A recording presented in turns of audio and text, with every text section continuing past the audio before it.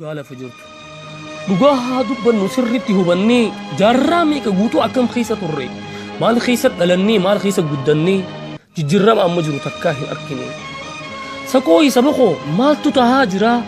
saba mara xinxalee baay'een jala jira garuu sabni keenya hedduu didaa jira maaf haqa dhoofina halluu gurraacha dibnee hagogu maaf hin yaadanne waan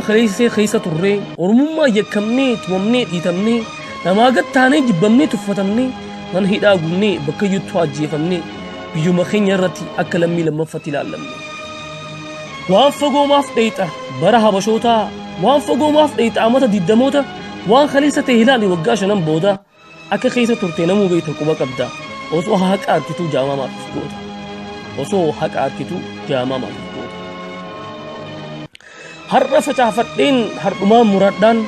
hardhaan tana fuuteen boruun ilmoo fedhaan hardhaan tana dhaladheen hardhumaan guddadhaan kuni waan ta'uu miti beekaa hardhaa muummattiin barbaadaan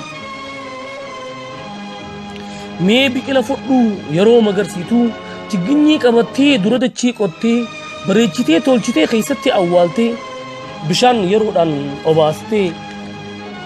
tikree itti neeyxee jalallee akaaftee hedduu kunuunsitee hamma guddattuu obsaan eeydaa akkasiin guddiftaa yoo firii qabaate irraa himurattaa yookaan gaddiisa isaa teettaa yoo firii qabaate irraa himurattaa yookaan gaddiisa isaa teettaa yoo kana mara hin goone sirraa hixoolagaa harkaafuu hin tolu hoggaasuu maxaxaa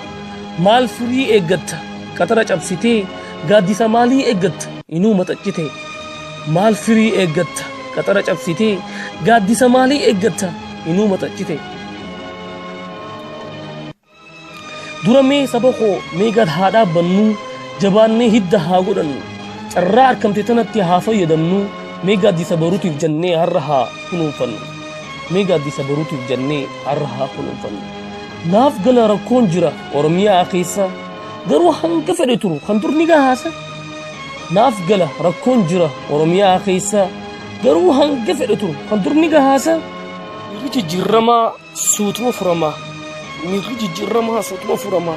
rakkooleen akkanaa waan baratama yoo wajjin dhaabbanne daddaffiin furamaa yoo dhaabbannee wal qeeqne maaltu jijjiiramaa yeroo numa deema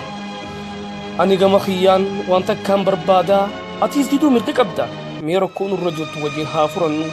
mootummaa keenyaaf yeroo haa kenninu wajjin dhaabbannee wajjin haa hiriirru gamtaa takka taanee waliin haa dhaabbannu ormummaan maal akka ta'e jara haa barsiisnu